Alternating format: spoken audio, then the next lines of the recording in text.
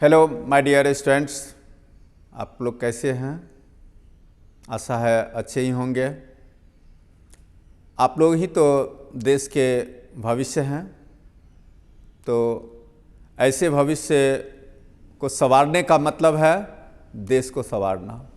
आप देश के भविष्य हैं, आपको संवारने का मतलब देश को संवारना।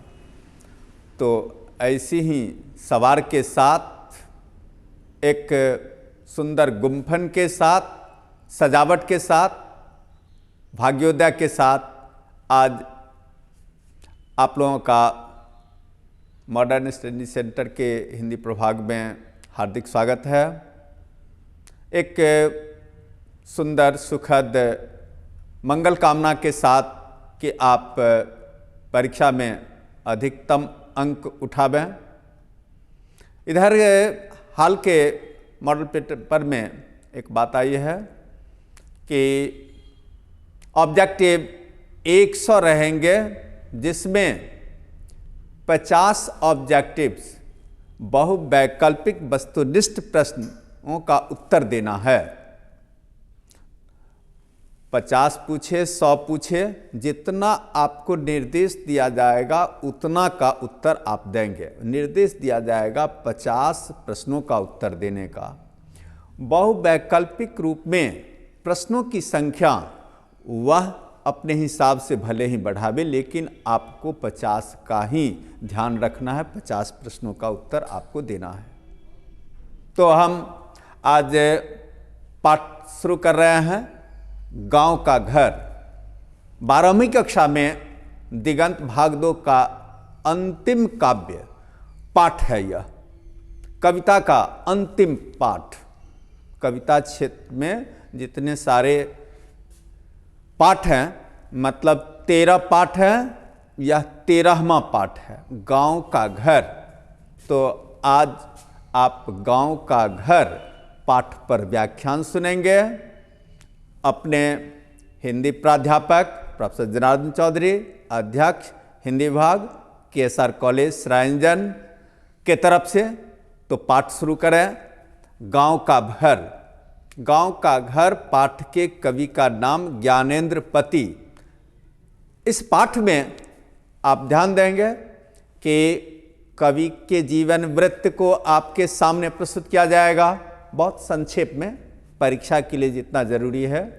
और फिर इसके बाद पाठ का सारांश आपके सामने प्रस्तुत किया जाएगा, और तब महत्वपूर्ण पंक्तियों की व्याख्या, सप्रसंग व्याख्या, क्योंकि व्याख्या भी पूछी जाती है। आगे हम पाठ शुरू कर रहे हैं, तो एक मंगल कामना के साथ हम पाठ शुरू करते हैं। इस पाठ के कवि का नाम ज्ञानेंद्र पति, जिनका जन्म 1 जनवरी 1950 पथरगामा, गोड्डा, झारखंड।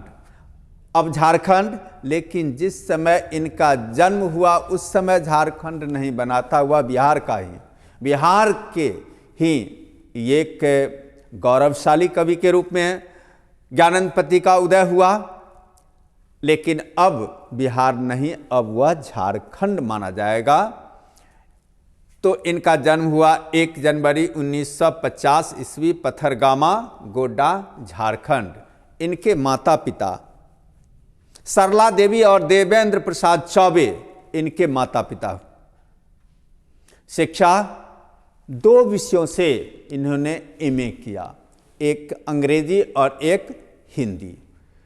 अंग्रेजी इन्होंने पटना यूनिवर्सिटी से किया, और हिंदी बिहार विश्वविद्यालय। उन दिनों मुजफ्फरपुर में जो विश्वविद्यालय है उसका नाम बिहार विश्वविद्यालय था।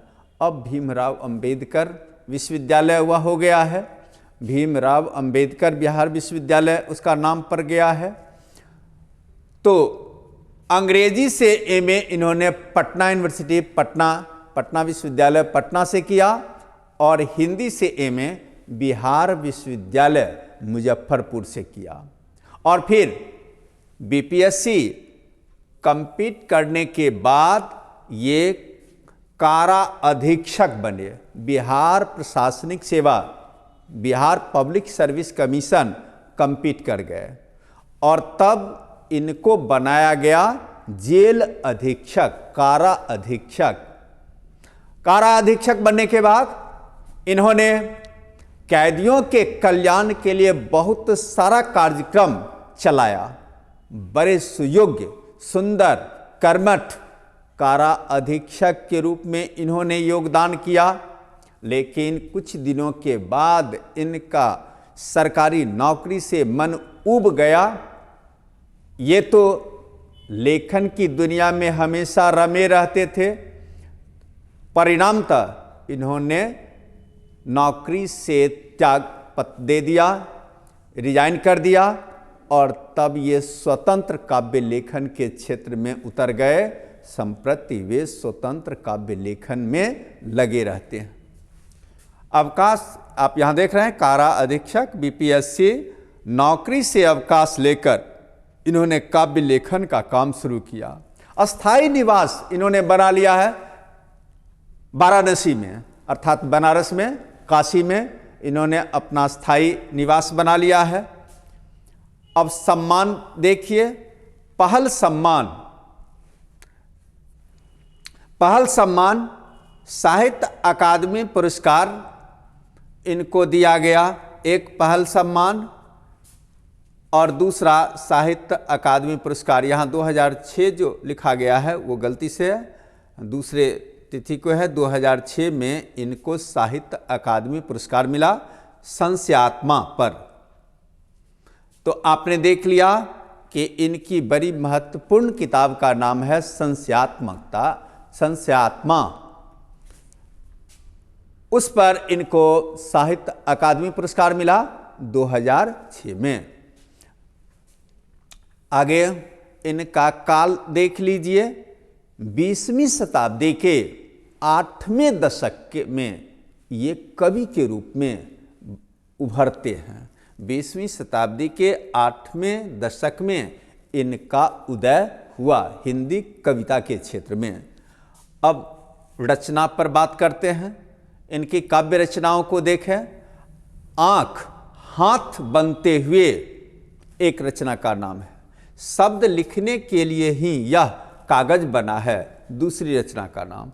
गंगा तट, तीसरी। संस्यात्मा, चौथी। भिनसार, और फिर कवि ने कहा। ये सब इनकी काव्य रचना है। अभी तुरंत बताया गया है संस्यात्मा पर इनको साहित्य अकादमी पुरस्कार 2006 में दिया गया। अब इसके बाद देख लीजिए काव्य नाटक। इनका एक काव्य नाटक है जिसका नाम है एक चक्रा नगरी। कथेतर गद्य, पढ़ते गढ़ते।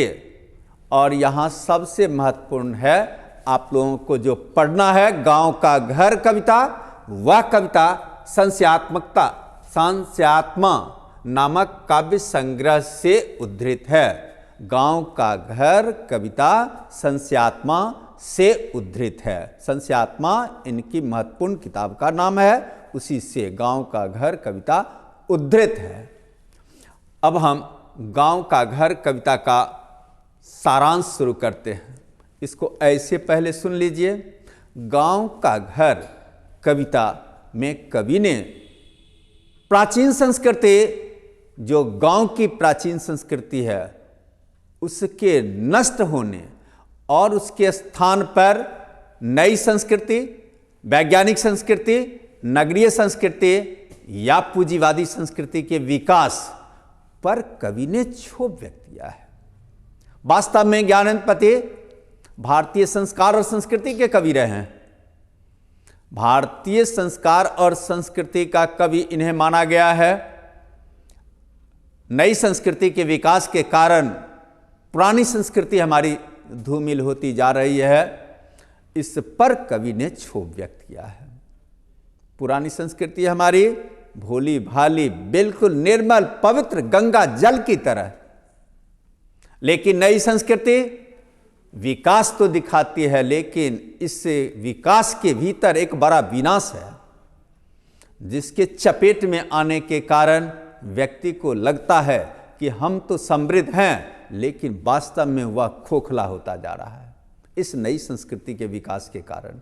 इसी को कवि ने इस कविता में मूल तौर पर स्पष्ट करने का प्रयास किया है कि हमारे गांव का घर आज अपनी पुरानी अस्मिता को खोता जा रहा है, पुरानी संस्कृति को खोता जा रहा है, नई संस्कृति का शिकार बनता जा रहा है।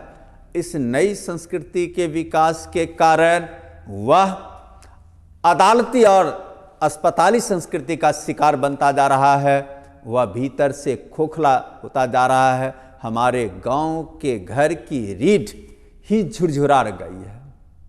हमारे पंच अब परमेश्वर नहीं रहे, पंच तो पैसे पर बिकने वाले हो गए। इन पंचों को समाप्त कर दिया है सरकार के द्वारा निर्धारित पंचायती राज व्यवस्था ने। यह जो पुराने समय में सर्कस का आयोजन होता था, एक सर्कस लगता था, 10-20 कोस के लोग उसे देखने के लिए आते थे बड़े उत्साह से।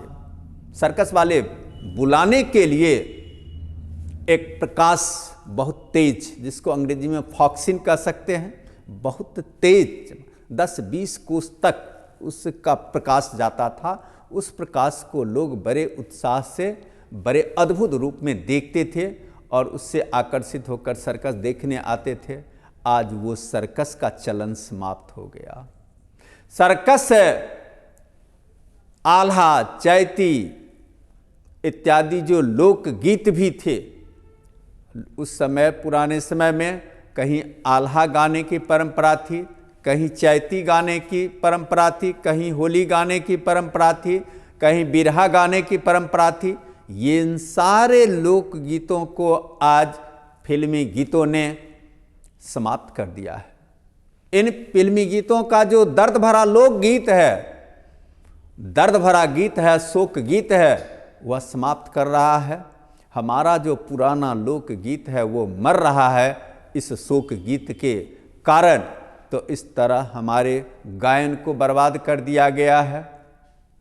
आज चारों ओर बिजली बत्ती का विकास हो गया, घर घर में टेलीविजन लग गया, लेकिन लगने का परिणाम हुआ कि हमारी पुरानी संस्कृति जो है वह समाप्त होगी। इस प्रकाश के चौंधियाहट में हमारी आंख की रोशनी ही समाप्त हो गई है। आज हमें चैन नहीं है। इस नई संस्कृति के कारण हम पल बेचैनी में गुजारना पड़ता है। तो अब आप इसको देख लीजिए, एक व्यवस्थित रूप से सजाकर लिखा गया है। इस रूप में आप देखें, युवा कवि ज्ञानेंद्र पति रचित गांव का घर शीर्षक कविता उनके नवीन काव्य संग्रह संस्यात्मा से उद्धृत है। यहाँ पर युवा कवि अब आप नहीं भी देंगे तो काम चल जाएगा। सीधे ज्ञानेंद्र पति रचित गांव का घर शीर्षक कविता उनके काव्य संग्रह, नवीन भी अब देने की जरूरत नहीं है, संस्यात्मा से उद्धृत है, जिसमें कवि ने नगरीय संस्कृति के विकास के कारण विकृत होती ग्राम्य संस्कृति पर क्षोभ व्यक्त किया है। आज गांव में भी नगरीय संस्कार और संस्कृति बड़ी तेजी से फैलती जा रही है। आज गांव में शहर की सारी सुविधाएं मिल रही है। गांव शहर के तरफ मुड़ गया है। गांव में शहर के तरह का सारा साधन उपलब्ध होता जा रहा है। सुंदर सलोना गांव कुरूप बनता जा रहा है। इसका प्रभाव है कि जो एकदम निर्मल पवित्र गंगा जल की तरह पवित्र भोला भाला गांव था, वह आज तरह तरह के राग द्वेष का शिकार बन गया है। सुंदर सलोना गांव कुरूप बनता जा रहा है। एक समय था जब गांव की मर्यादा कुछ अपने ढंग की थी। लोगों के बीच प्रेम, सद्भावना, मर्यादा, अनुशासन दिखाई पड़ता था। लोग अपने घर में भी नववधू, बेटी इत्यादि औरतों को सतर्क करने के लिए खांसकर प्रवेश करते थे। पुराने समय में पर्दा प्रथा का चलन था। पुरुष वर्ग अपने घर में प्रवेश करने से पहले खांसने लगते थे। जानबूझकर, जिससे कि घर की बहू बेटियां सतर्क हो जाए। आंगन में पता नहीं हुआ किस अवस्था में होगी, इसलिए वे सतर्क करने के लिए खांस देते थे। ये पर्दा प्रथा चलन का रूप था।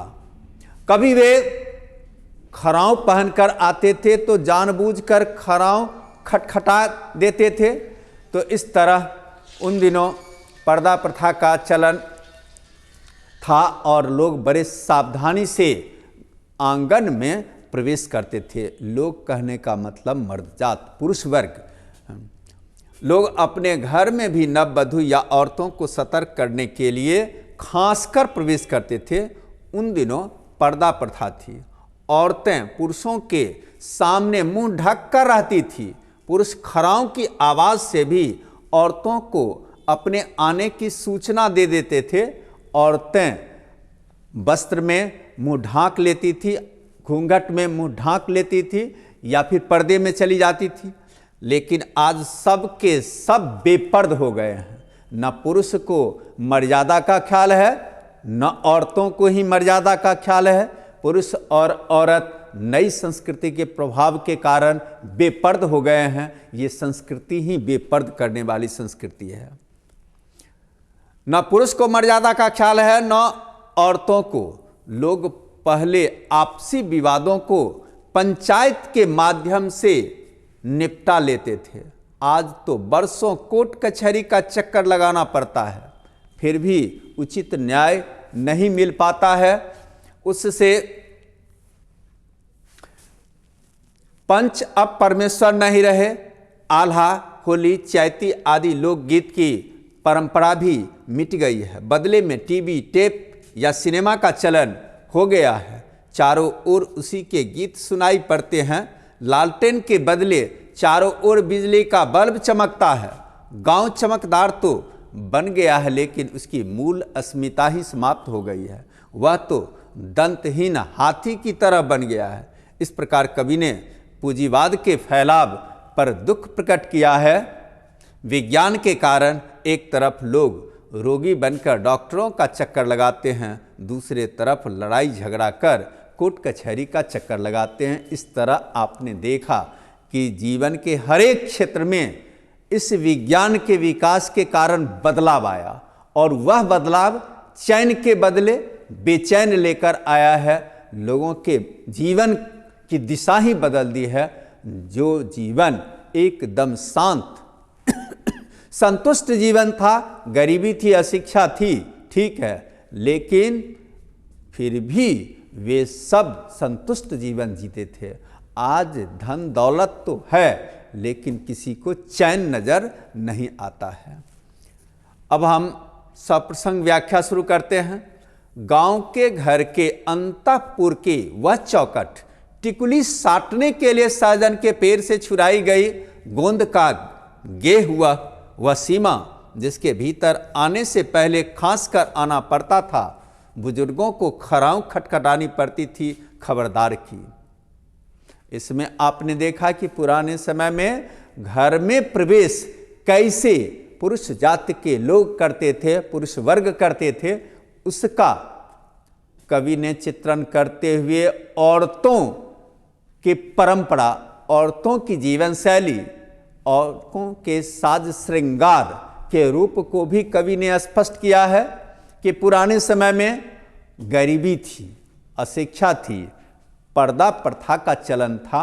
गरीबी के कारण ये औरत बनावटी श्रृंगार के चक्कर में पड़कर बहुत बर्बाद नहीं करती थी। वे तो टिकुली साट कर अपने आप को सजती थी, संवरती थी, श्रृंगार करती थी, लेकिन उस टिकुली साटने के लिए वह सहजन के गोंद का उपयोग करती थी। उस सहजन के गोंद को अपने चौखट में साट के रखती थी कि जब वो नहा के आती थी तो उसी सहजन की गोंद के सहारे टिकुली साट लेती थी। एक एक टिकुली से वह महीनों तक काम चला लेती थी। जिस समय नहाने के लिए जाती थी टिकुली हटा देती थी, फिर नहा के आई वही टिकुली साट लेती थी। इस तरह आपने देखा कि पुराने समय में औरतें कैसे साज श्रृंगार करती थी।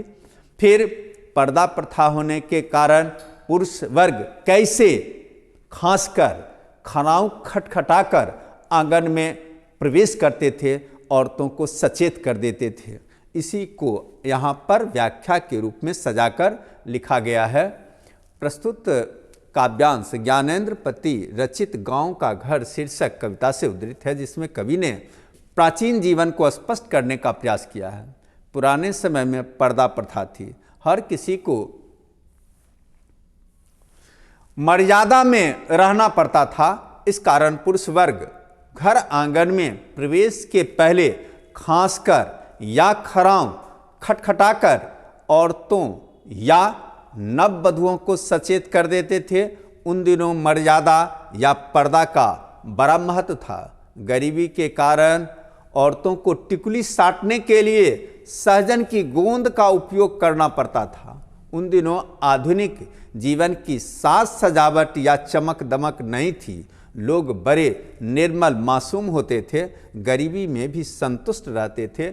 इस प्रकार उन दिनों स्वाभाविक सुंदरता थी, बनावटी सुंदरता नहीं थी। बनावटी चकाचौंध में लोगों का विश्वास नहीं था। ब्यूटी नो नीड्स ऑर्नामेंट का वे अनजाने ही पालन कर लेते थे। सौंदर्य को प्रसाधन की जरूरत नहीं होती है। ऐसे ही सौंदर्य के हकदार थे उस समय के लोग। अब दूसरी व्याख्या हम शुरू कर रहे हैं। गांव के घर की उस चौखट के बगल में गेरू लिपि भीत पर दूध डूबे अंगूठे के छापे, उठौना दूध लाने वाले बूढ़े ग्वाल दादे के हमारे बचपन के भाल पर दुग्ध तिलक महीने के अंत में गिने जाते एक एक कर। इसमें उस समय की सामाजिक व्यवस्था को कवि ने स्पष्ट करने का प्रयास किया है। उस समय भी दूध लेने देने का चलन था। ग्वाले आते थे, दूध देते थे, लेकिन शिक्षा का अभाव था। शिक्षा के अभाव के कारण लोगों को अक्षर ज्ञान, वर्ण ज्ञान, अंक ज्ञान बहुत कम था। कागज कलम का चलन कम था। लेकिन जीवन तो जीना है, इसके लिए वे पुराने सहारे का उपयोग करते थे, पुराने साधन का उपयोग करते थे। जैसे प्रत्येक दिन दूध दिया, अंगूठा दूध में डुबाया और गेरू वाली भीत पर एक चिन्ह लगा दिया। लगता था जैसे बच्चे को किसी ने दूध का तिलक लगाया है, दुग्ध तिलक के तरह भीत पर चिन्ह लगा देते थे। एक दिन दूध दिया, दूध के साथ ही अंगूठे का चिन्ह लगा दिया भीत पर। गेरू की भीत स्वाभाविक रूप से गेरू रंग और दूध का रंग सफ़ेद, साफ साफ हुआ चिन्ह दिखाई पड़ता था। महीने के अंत में उन चिन्हों को गिन लिया जाता था। उसी के हिसाब से दूध का हिसाब हो जाता था। बिल्कुल सहज स्वाभाविक रूप में, कहीं कोई बेईमानी नहीं, कहीं कोई गड़बड़ी नहीं। तो इस तरह आपने देख लिया। तो आप यहां देख रहे हैं कि इस व्याख्यान में कवि ने पुरानी संस्कृति में दूध इत्यादि के व्यापार के रूप स्वरूप को स्पष्ट करने का प्रयास किया है। जीवन व्यापार को कैसे लोग बिल्कुल सहज रूप में, भोले भाले रूप में, पूरी ईमानदारी के साथ स्पष्ट करते थे। तो इसी को हमने सजाकर लिख दिया है। प्रस्तुत काव्यांश ज्ञानेंद्र पति रचित गांव का घर कविता से उद्धृत है, जिसमें कवि ने प्राचीन ग्राम संस्कृति का वर्णन किया है। प्राचीन ग्राम्य संस्कृति में प्राय शिक्षा का अभाव था। इस कारण उनमें पढ़ने लिखने की आधुनिक संस्कृति नहीं थी। उनकी अपनी पुरानी शैली थी। दूध देने वाले दूध का हिसाब अनोखे ढंग से लिखते थे।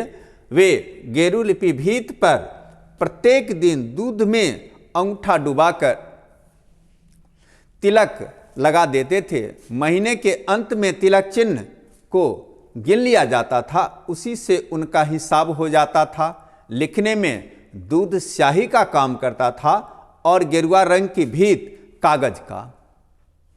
तिलक जैसा चिन्ह अंक के रूप में होता था। इतनी सादगी और ईमानदारी पूर्ण उन दिनों का ग्राम्य जीवन था। इस तरह आपने देखा कि ग्वाला कैसे दूध का हिसाब रखता था। यह अत्यंत सहज, स्वाभाविक, एकदम नैसर्गिक जीवन का सुंदरतम उदाहरण कवि ने यहाँ प्रस्तुत किया है। आगे है, गांव का वह घर अपना गांव खो चुका है, पंचायती राज में जैसे खो गए पंच परमेश्वर, बिजली बत्ती आ गई कब की, बनी रहने से अधिक गई रहने वाली, अब के बिटौआ के दहेज में टीवी भी, लालटेन है अब भी दिन भर आलों के कैलेंडर से ढकी, रात उजाले से अधिक अंधेरा उगलती। इसमें आपने देखा कि नव संस्कृति के विकास के कारण, वैज्ञानिक संस्कृति के विकास के कारण गांव में बिजली बत्ती आ गई है। लालटेन आज प्रकाश फैलाने के बदले धुआं उगलने का काम करता है, कालिख फैलाने का काम कर रहा है। लालटेन में अब वो शक्ति नहीं रही। लालटेन अब भीत पर टंगी हुई, आले पर टंगी हुई चीज है। और फिर आप देख रहे हैं कि बिजली बत्ती आने के कारण जीवन में चकाचौंध पूर्ण प्रकाश आ गया है। अब टीवी का भी चलन हो गया है। इसी को यहाँ पर व्यवस्थित व्याख्या के रूप में प्रस्तुत किया गया है। प्रस्तुत काव्यांश ज्ञानेंद्र पति रचित गांव का घर कविता से उद्धृत है, जिसमें कवि ने प्राचीन ग्राम्य संस्कृति में पल रहे गांव में नवजीवन के विकास को चित्रित किया है। लगता है गांव अब अपना प्राचीन संस्कार और संस्कृति भूल गया है। पुराने समय में गांव के लोग आपस के विवाद को पंचायत के माध्यम से निपटाते थे। पंचों को परमेश्वर माना जाता था, लेकिन अब तो पंचायती राज की स्थापना हो गई है।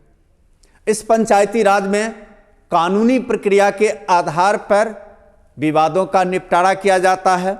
कानूनी प्रक्रिया के साथ विवादों का निपटारा होता है। परिणामतः विवाद सलटने के बदले और बढ़ जाता है।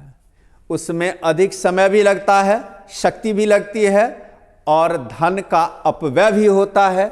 समय, शक्ति और अर्थ का अपव्यय होता है। यही है आज का वैज्ञानिक विकास, जो व्यक्ति को सुलझाने के बदले और उलझाने पर उतारू है।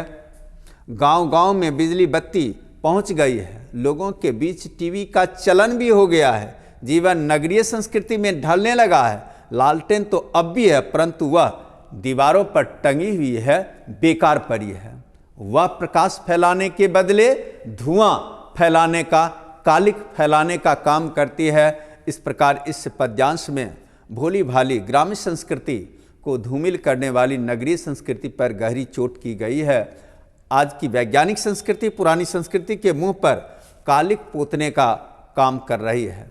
आगे है, अंधेरे में छोड़ दिए जाने के भाव से भरती जबकि चकाचौंध रोशनी में मदमस्त ऑर्केस्ट्रा बज रहा है। कहीं बहुत दूर पट भिरकाए की आवाज भी नहीं आती यहाँ तक, न आवाज की रोशनी न रोशनी की आवाज। होरी चैती बिरहा आल्हा गूंगे लोक गीतों की जन्मभूमि में भटकता है एक शोक गीत। अनगाया अनसुना आकाश और अंधेरे को काटते। यहाँ पर आप देखेंगे कि कवि ने सीधे तौर पर स्पष्ट किया है कि आज जो चकाचौंध है, उस चकाचौंध के पीछे एक बड़ा अंधकार है। वह आंख में अंधकार फैलाने का काम करता है। बहुत दूर ऑर्केस्ट्रा बजता है, नई संस्कृति के रूप में ऑर्केस्ट्रा बजता है, लेकिन उस ऑर्केस्ट्रा की आवाज़ आज नगरीय संस्कृति के आसपास के गांव में उसकी आवाज़ सुनाई पड़ती है, लेकिन दूर दराज में उसकी आवाज़ नहीं सुनाई पड़ती है। न रोशनी की आवाज़ जाती है न आवाज़ की रोशनी जाती है। वहाँ पर नई संस्कृति की पहुँच, नई संस्कृति का प्रकाश नहीं है। आज ऑर्केस्ट्रा के कारण, नई संस्कृति के गीत के कारण, सिनेमा के गीत के कारण, टेप के गीत के कारण, टीवी के गीत के कारण, ये जो पुराने गीत हैं जैसे होली, चैती, बिरहा, आल्हा इत्यादि सब गूंगे हो गए हैं, चुप हो गए हैं, अब कहीं सुनाई नहीं पड़ता है। लोकगीतों की जन्मभूमि है हमारा गांव, यहाँ पर इन लोकगीतों का जन्म हुआ है। ऐसे ही लोकगीतों की जन्मभूमि पर आज लोकगीत ही मर गया है, उसके जगह पर आज शोक गीत का चलन हो गया। जिस शोक गीत का गांव में कहीं कोई पता नहीं था, ऐसा शोक गीत का चलन हो गया, अर्थात सिनेमा के दर्द भरे गीतों का चलन शुरू हो गया। ऐसा ही है, आकाश और अंधेरे को काटते हुए इस तरह का चलन हमारे समाज में बढ़ गया है। शोक गीत अर्थात सिनेमा के जो दर्द भरे गीत हैं उसका चलन हो गया है। 10 कोस दूर शहर से आने वाला सर्कस का प्रकाश बुलौआ तो कब का मर चुका है। जिस सर्कस के दीवाने गांव के लोग हुआ करते थे, 10-10 कोस, 15-15 कोस तक के लोग सर्कस देखने के लिए जुटते थे। सर्कस का प्रचार उसके फॉक्सिन से होता था, एक तेज प्रकाश से होता था, एकदम सीधा फॉक्सिन दिया जाता था, जिसको बुलौआ कहा जाता था। यह बुलौआ अब मर चुका है, क्योंकि सर्कस देखने वाला अब है कौन, कोई नहीं है। सब तो टीवी, सिनेमा, टेप रिकॉर्ड इत्यादि के दीवाने हो गए हैं, उसी में लगे रह जाते हैं। इसी को हमने सजा कर लिख दिया है। प्रस्तुत काव्यांश ज्ञानेंद्र पति रचित गांव का घर शीर्षक कविता से उद्धृत है, जिसमें कवि ने प्राचीन ग्राम्य संस्कृति के ऊपर पनपती नव संस्कृति का चित्रण किया है। इस नव संस्कृति में आवाज़ और रोशनी की चकाचौंध उत्पन्न करने वाली ऑर्केस्ट्रा बजती है। होली, चैती, बिरहा, आल्हा जैसे पुराने ग्राम्य गीतों का चलन धूमिल पड़ने लगा है। अनगाया अनसुना शोक गीतों का चलन हो गया है। सर्कस का बुलौआ अब नहीं दिखाई पड़ता है, अब तो रेडियो, टीवी इत्यादि ने सबों को गौण कर दिया है। इस प्रकार नई संस्कृति के कारण पुरानी संस्कृति विलुप्त हो रही है। आगे है कि जैसे गिर गया हो गजदंतों को गवाकर कोई हाथी, रेते गए उन दांतों की जरासी धवल धूल पर, छीज रहे जंगल में लीलने वाले मुंह खोले शहर में बुलाते हैं बस। अदालतों और अस्पतालों के फैले भी रुंधे गंधाते अमित्र परिषद के जिन बुलौओं से गांव के घर की रीढ़ झुरझुराती है। अब इसको आप देखें, यहाँ से शुरू किया गया है। प्रस्तुत काव्यांश ज्ञानेंद्र पति रचित गांव का घर शीर्षक कविता से उद्धृत है, जिसमें कवि ने प्राचीन ग्राम्य संस्कृति के क्षरण तथा वैज्ञानिक या नगरीय संस्कृति के विकास का चित्रण किया है। आज की संस्कृति में प्राचीन संस्कृति का क्षरण हो रहा है और नई नगरीय संस्कृति का विकास हो रहा है। इसी का चित्रण तो यहाँ पर है। प्राचीन संस्कृति तो आज दंतहीन गिरे हाथी की तरह लाचार बेबस है। लगता है कि ये बड़ी पुरानी परंपरा, हाथी के तरह विशाल परंपरा आज दंतहीन हो गई है। यह हाथी दंतहीन हो गया है। इस हाथी को जाल में फंसाकर शिकारी ने गिरा दिया है थोड़ी से धूल धवल पर, और इसके दांत को काटकर इसे लाचार बेबस कर दिया है। जंगल में मरने के लिए लाचार बेबस छोड़ दिया है। प्राचीन संस्कृति तो आज दंतहीन गिरे हाथी की तरह लाचार बेबस, शिकारी ने उसे अपने जाल में फंसाकर गिरा दिया है। यहाँ शिकारी पूंजीवादी विचारधारा के लोगों को कहा गया है। शिकारी ने उसे अपने जाल में फंसाकर गिरा दिया है, उसके दांत काटकर उसे जंगल में मरने के लिए छोड़ दिया है। इस प्रकार कवि ने प्राचीन संस्कृति को दंतहीन, लाचार, कमजोर हाथी बताया। दूसरी तरफ नगरीय संस्कृति निगल जाने के लिए मुंह बाए खड़ी है। यह जो नगरीय संस्कृति है वैज्ञानिक, वह निगल जाने के लिए, संपूर्ण मानवता को निगल जाने के लिए खड़ी दिखाई पड़ती है। तरह तरह का रूप बनाकर लोगों को आकर्षित करती है। जो इसके जाल में फंस गया वह बर्बाद हो जाता है। आज इस संस्कृति के चक्कर में फंसकर लोग या तो अदालती शोषण का शिकार बन रहे हैं या अस्पताली शोषण के कारण उसकी रीढ़ घिसती जा रही है। इसके कारण आप इतने अधिक स्वार्थी बन रहे हैं कि घृणा द्वेष का वातावरण बनाते जा रहे हैं, रह रह कर विवाद, और उस विवाद के कारण आप अदालत का चक्कर लगाते लगाते जीवन बर्बाद कर लेते हैं। यदि उससे बच गए तो आपके जीवन में भोग विलास इतना आता है कि भोग का रोग का शिकार बनकर आप अस्पताल का चक्कर लगाते रहते हैं। तो आदमी आज या तो अस्पताली संस्कृति का शिकार है, नहीं तो अदालती संस्कृति का। यही है नई संस्कृति के विकास की देन। अस्पताली शोषण के कारण उसकी रीढ़ घिसती जा रही है। इस प्रकार यह नगरीय संस्कृति लोगों को खोखला करने पर उतारू हो गई है। इस तरह आपका यह पाठ पूरा हो गया। इस व्याख्यान में आपने देखा कि कवि का जीवन वृत्त, पाठ का सारांश, महत्वपूर्ण पंक्तियों की व्याख्या कर दी गई है। आशा है कि आप इसको ध्यान से सुने होंगे, इससे कोई ध्यान से समझने का प्रयास करेंगे और फिर परीक्षा में अधिकतम अंक के भागीदार बनेंगे। तो इसी के साथ अलविदा।